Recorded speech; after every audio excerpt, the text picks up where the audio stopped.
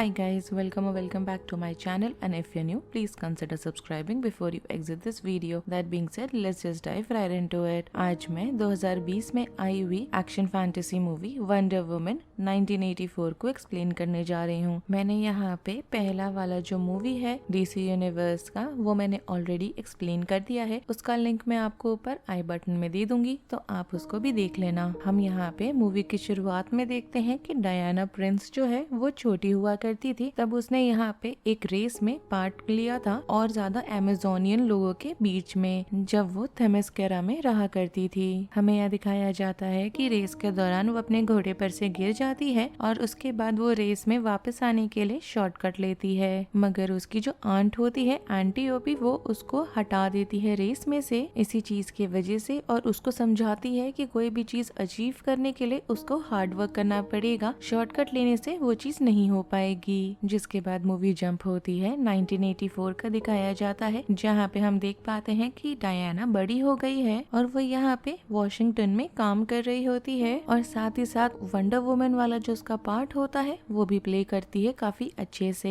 हम यहाँ देख पाते हैं कि काम के दौरान वहाँ पे एक और औरत काम कर रही होती है जिसका नाम होता है बारबरा, और वो उसको आके अपने आप को इंट्रोड्यूस करती है। हमें मालूम चलता है कि बारबरा यहाँ पे एक पोजीशन पर आई है जो नए आर्कियोलॉजिस्ट और जूलॉजिस्ट का उसने उस म्यूजियम में लिया है, और हम यहाँ पे बारबरा को समझ पाते हैं कि डिस्पाइट वो कैसी भी हो और कैसी भी दिखती हो, मगर उसका जो नेचर है काफी फ्रेंडली है और वो लोगों के साथ बहुत अच्छी है, मगर साथ ही साथ वो लोगों से बात करने में कभी कभी बहुत ज्यादा ऑकवर्ड भी हो जाती है। और ऐसा होने की वजह से बहुत लोग ऐसा देख के लग रहा है कि उसके प्रेजेंस को अनदेखा कर देते हैं। धीरे धीरे हम देखते हैं कि डायना और बारबरा के बीच में दोस्ती हो गई है, और बारबरा यहाँ पे डायना को काफी ज्यादा एडमायर करती है, और साथ ही साथ कहीं ना कहीं देख के लग रहा है कि वो उससे जेलस भी होती है। जिसके बाद एक दिन का दिखाया जाता है कि वहाँ पे बारबरा को बोला जाता है FBI के थ्रू एक ऐसे एंटीक को देखने का जो चुराया गया होता है, और उसको आइडेंटिफाई करने का काम दिया जाता है। और वो जो एंटीक होता है वो बेसिकली डायना ने एक रॉबरी को रोका होता है, वहाँ से उसको वो मिला होता है। यहाँ पे जितनी भी सारी चीजों को चोरी करके रोका गया था उसमें से एक स्पेसिफिक आर्टिफैक्ट होता है जिसको वो दोनों स्टडी करने लगते हैं, और बाद में उन्हें मालूम चलता है कि वो जो पत्थर है उसका नाम है द ड्रीम स्टोन, और उसी पत्थर पे हम देख पाते हैं कि लैटिन लैंग्वेज में उस पे इंस्क्राइब किया हुआ होता है। उस इंस्क्रिप्शन को ट्रांसलेट करके मालूम चलता है कि उससे बताया गया है कि जो भी इंसान उस पत्थर को पकड़ के विश मांगता है तो उसकी कोई एक विश पूरी हो जाती है। डायना को ये बात नहीं मालूम होती है, वो चेक करना चाहती है, तो ना जानते हुए भी वो उस स्टोन को यूज करती है अपनी एक विश को मांगने के लिए, जहाँ पे वो विश करती है कि स्टीव ट्रेवर जो है वो वापस आ जाए। जिसके बाद रात का हमें दिखाया जाता है जहाँ पे बारबरा को असॉल्ट करा जा रहा है और डायना उसको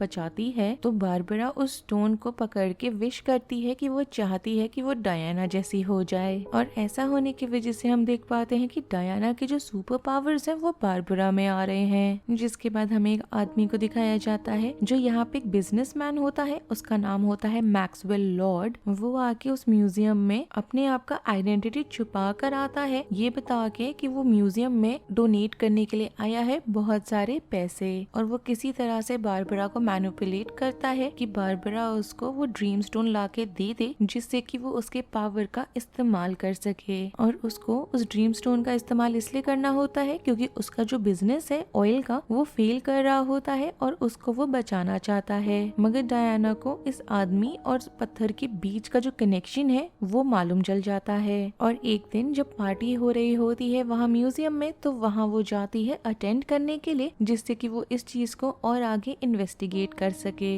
वहाँ पे वो स्टीव को देखती है जिसका जो सोल होता है वो किसी और आदमी के अंदर होता है। दुनिया वालों के लिए तो वो वही आदमी है, मगर डायना को स्पेसिफिकली वो आदमी उस नए आदमी की तरह नहीं बल्कि स्टीव की तरह दिखाई दे रहा होता है। अब यहाँ पे बारबरा अटेंड भी कर रही होती है उस गाला को, जो पार्टी हो रही होती है उसको, और वहाँ पे मैक्सवेल जो होता है वो बारबरा को सिड्यूस करने की कोशिश करता है, जिससे कि वो उसके ऑफिस तक पहुँच सके जहाँ पे वो उस पर्टिकुलर पत्थर को रखा गया होता है, और वहाँ पहुँच के वो उस पत्थर को चुरा भी लेता है। जिसके बाद आगे चल के हमको दिखाया जाता है कि वो उसी पत्थर का इस्तेमाल करता है ऐसा विश मांगने के लिए कि वो खुद ही वो पत्थर बन जाए। और ऐसा होने की वजह से वहाँ पे जो विश पूरी करने वाला पावर होता है पत्थर का, वो तो उसमें आ ही जाता है, साथ ही साथ वो ये भी आ जाता है उसके अंदर एक ऐसा एबिलिटी कि वहाँ पे जो भी चीज वो डिजायर कर रहा है वो उसको मिल जाए। अब ऐसा होने की वजह से हम देख पाते हैं कि मैक्सवेल बहुत ज्यादा पावर में आ गया है, क्योंकि वो पत्थर का सारा जो एबिलिटी और पावर्स होते हैं वो उसके अंदर है। मगर ऐसा होने की वजह से वो जहाँ जाता है वहाँ पे बस वो तबाही मचा रहा होता है। और आगे चल के ये चीज इतनी ज्यादा बढ़ जाती है कि पूरी दुनिया में ही तबाही मच रही होती है और केओस का माहौल होता है। अब यहाँ पे बारबरा की मदद लेते हैं डायना और स्टीव, और उन्हें मालूम चलता है कि वो जो पर्टिकुलर ड्रीम स्टोन है उसको एक भगवान ने, डोलोस नाम का जो है, उसने उसको बनाया है। और वो जो भगवान है वो basically God of lies and मिसचिफ का पार्ट है। उन्हें ये भी मालूम चलता है कि वो जो पत्थर है वो आपकी ख्वाहिश तो पूरी कर देता है, उसके बदले एक टोल भी लेता है वो। और यहाँ पे रिवर्स करने का एक ही तरीका है इस विश को, जब उस चीज को हम लोग छोड़ दें, मतलब रिनाउंस कर दें उस विश को, या फिर वो जो पत्थर है उसको पूरी तरीके से डिस्ट्रॉय कर दिया जाए। अब यहाँ पे स्टीव को मालूम चलता है कि वो जो एग्जिस्टेंस में आया है उसके बदले डायना का जो पावर है उसका टोल दिया है उसने, मतलब कि जहाँ पे एक प्रॉफिट हुआ है वहाँ पे साथ ही साथ टोल के नाम पे एक लॉस भी हो गया है बड़ा सा। साथ ही साथ हम बारबरा का देख पाते हैं कि जहाँ पे वो इतनी ज्यादा चेंज हो गई है उसके बदले में उसकी जो अच्छा नेचर, ह्यूमैनिटी और जो भी उसका अच्छा पर्क हुआ करता था वो सब उसने साथ ही साथ टोल के फॉर्म में लूज कर दिया है। मगर देख के लग रहा है कि दोनों में से कोई भी नहीं चाहता अपने विश को छोड़ना। यहाँ पे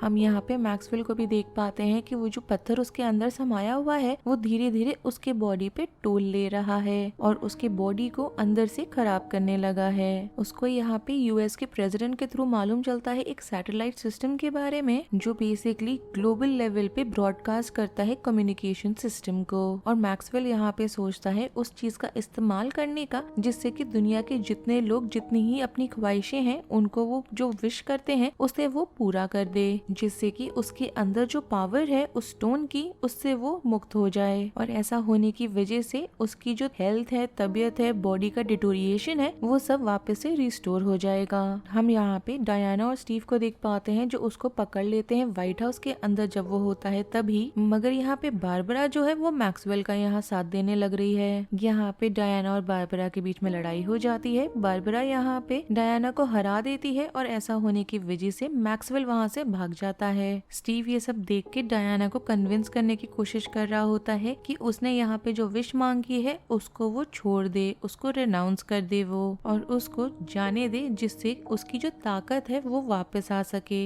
अब यहाँ पे डायना को देख के लग रहा है कि उसने अपने एबिलिटीज शायद वापस देख रही है वो, और वो उड़ सकती है। और ऐसा होने की वजह से वो वापस घर आती है अपने, और वहाँ पे एक लेजेंडरी अमेजोनियन वॉरियर हुआ करती थी एस्टेरिया, उसका जो आर्मर है उसको वो पहन लेती है। जिसके बाद वो उसको पहन के निकल जाती है उस सैटेलाइट के हेडक्वार्टर्स में, जहाँ जाके वो बारबरा से लड़ाई करती है। मगर यहाँ बारबरा को देख के लग रहा है कि वो म्यूटेट कर गई है और वो देख के चीता या लेपर्ड के बीच के कोई एनिमल फॉर्म में लग रही है, क्योंकि उसने यहाँ पे ख्वाहिश मांगी थी कि वो सबसे बड़ी प्रेडेटर बन जाए। मगर अब जब यहाँ डायना की पावर्स वापस आ गई होती हैं तो वो बारबरा को हरा देती है। जिसके बाद वो यहाँ जाती है मैक्सवेल को कन्फ्रंट करने के लिए, और जो लैसो ऑफ ट्रूथ होता है उसका इस्तेमाल करती है वो सारी दुनिया वालों से बात करने के लिए, और ऐसा वो करती है उसी के थ्रू। और ऐसा करने की वजह से वो सबको यहाँ कन्विंस कर पाती है कि सब जो अपने अपने ख्वाहिशें हैं उन सबको वो लोग छोड़ दें। और यहाँ पे वो मैक्सवेल को भी कुछ विजन्स दिखाती है, जहाँ पे हम खुद मैक्सवेल को यहाँ देख पाते हैं और उसके बचपन का हम देखते हैं जहाँ पे वो बिल्कुल भी खुश नहीं हुआ करता था। और साथ ही साथ हम उसके बच्चे का देख पाते हैं जिसका नाम होता है एलिस्टर,